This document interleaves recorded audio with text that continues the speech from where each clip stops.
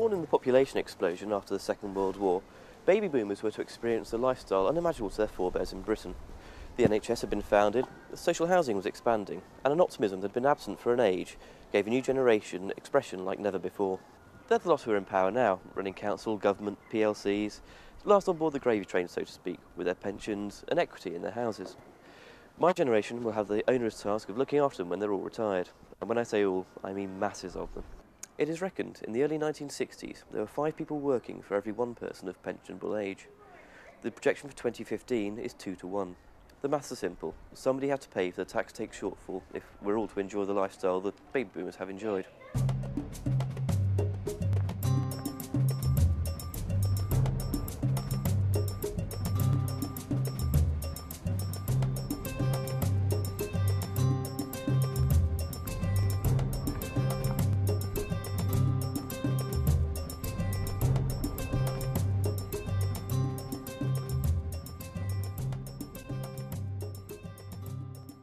My name's William Clam, and I'm the son of a boomer.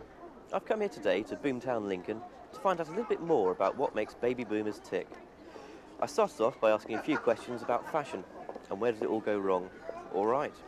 I love the fashion because I think women of a certain age at one time, they would wear trousers, you can wear jeans, I think it's fantastic. Yeah. Got to be careful you don't go too over the top. But yeah, and it's so affordable, so there's no excuse. Even the charity shops. And get some good bargains. Can't you, Peter? We didn't have such cheap clothes, that was the big thing. So going for a branded label was something really special, and the better the label, the better you felt. So if it was Bieber, that was it, top of the pile. I remember when I was a lad, must have been about 12 or 13, I had my first tank top, and it was purple and blue. And yeah, it's terrible, and some Racine Oxford bags to go with it, and some platform shoes, really amazing. And then of course there were loon pants, which were really inconvenient trousers because they never had any pockets, so you had to but they'd spoil the line, you see, so that was a thing. But loon pants, I had a pair of royal blue with a yellow stripe down the side with a huge flare on them. I got a photograph of weird flares, and I think they were mauve or purple, whatever you would call it, like lilac flares. I know a great number of people that used to go around all the festivals who used to be very avant-garde, but yes, I was probably a little bit more timid than they were.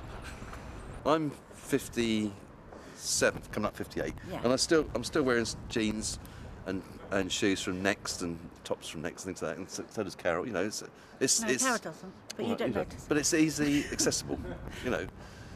Because you're 58, you don't have to go around in old fuddy-duddy stuff anymore. You know? Or at least you don't recognise that it is. We had to save quite a bit to get anything that was decent. A lot of it was homemade. Today, you don't expect to wear most of your clothes for more than 2 or 3 years, and certainly the teenagers don't. Well, years ago they didn't have the shops and people didn't have the money and they didn't have the fashion, did they? You look at pictures of your mother and my mother. Yeah. You know, they didn't look any different from what the young people were wearing. No, but they lasted them years, didn't it? They had to do, didn't they? There's a lot more choice and variety, I think, than there was in those days. I think some of the young fashion is a little bit, leaves a lot to be desired. I think they need to cover up a little bit more, you know. And I think in time to come they're going to suffer with aches and pains, you know, the way they go out. I was more the 70s and mini skirts. Yeah. My dad used to go mad. Don't go up the top of the buses, he said. Don't go on the top. He said the bus driver's always looking up. I know, yeah. I mean, I had the flares, didn't it, and that. Oh, the teddy boys, didn't you? Teddy boys, I had that. Edwardian fashions and the flares. I've still got the flares.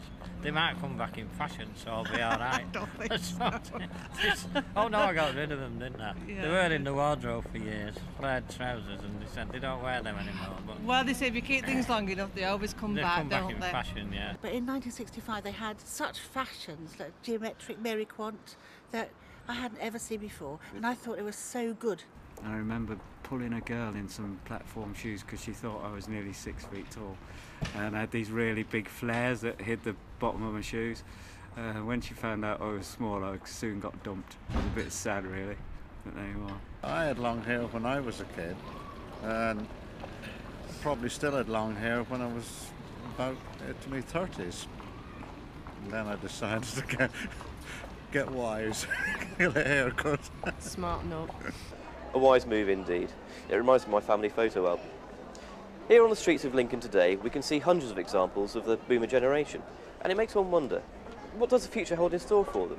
Are they optimistic? And will they be able to grow old gracefully? Baby boomers at the end of the day, we're probably fortunate at this moment of time. As the years go on, decades go on, I think things will become more difficult.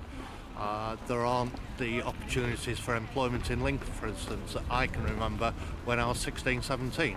Opportunities are now minimal for some young people, and they'll go through their lives earning minimum wage or not having employment at all.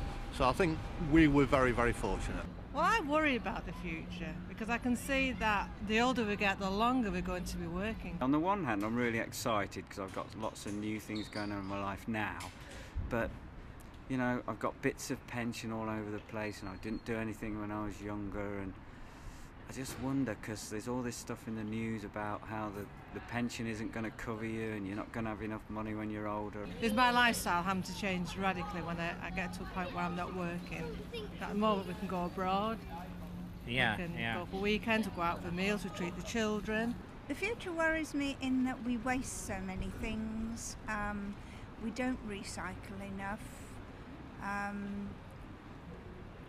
and I think as we have more and more people, the resources in the world are going to be used up far too quickly. But there's one thing that gives me heart, I suppose, and that is I know that no one's going to let me starve, and have faith in that at least. But it is frightening. I think that this whole thing about this whole uncertainty stuff, about, you know, the government's always going on about how there's not enough money and, you know, there's a strain on the coffers, and then they go and don't even go there. People are living longer, aren't they? And so well, they are living longer, and that's nobody foreseen that. You see, the average age when I was, anybody that reached 65 you did well, didn't you? Did well if they reached 70.